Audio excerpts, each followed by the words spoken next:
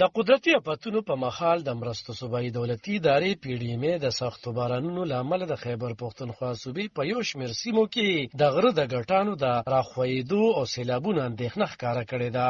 یا د ادارې د بېلابېلو سیمو انتظامیو ته لارښوونه کړې ده چې د لویو لارو بندېدو او سیلابونو راختلو ته په وخت چمتو پاتې شي. د PDMA له لوري د خالي پروز سیماییزو انتظامیو ته د خبردارۍ په یو لیک کې ویل شوي چې په سوات، کوهستان، بونیر، ورغزی، چترال، منصیره، شانګله، دیر، ایبټ آباد، خیبر او تورغر کې د تیزې سیلۍ او بارانونو ترڅنګ د خوړونو او سیندونو د راختلو سیلابونو یره شته دی. خو همدغه شان په پېښور، چارسده، نوښار، مردان، ډېر اسماعیل خان او ځینو نورو سیمو کې هم د باراني او سیلابي اوبو راختلو اندېښنه ښودل شوې ده. د PDMA په استول شوي لیک کې چارواکو ته وینا شوې ده چې د بارانونو، تیزې سیلۍ او سیلابونو په مخال باید لویه او وړه مشینري د مرستو د کارونو لپاره چمتو وساتي او په خوړونو دې نظر وساتل شي. د مرستو دولتي ادارې په ولس هم غږ کړی دی چې د توپان په وخت د بجلۍ د تارونو،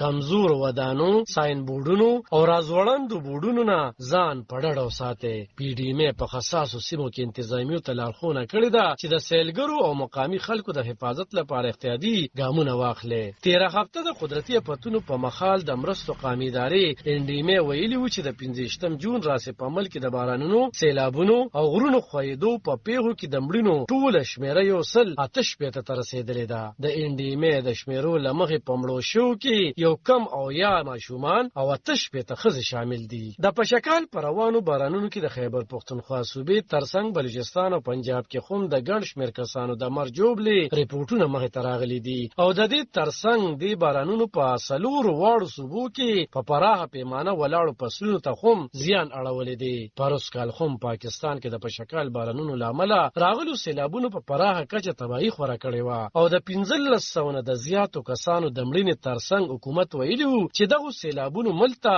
33 ارب ډالرو نه زیات زیانونه اړولي دي. علب خان شیرپو، دلبر نیوز، 400.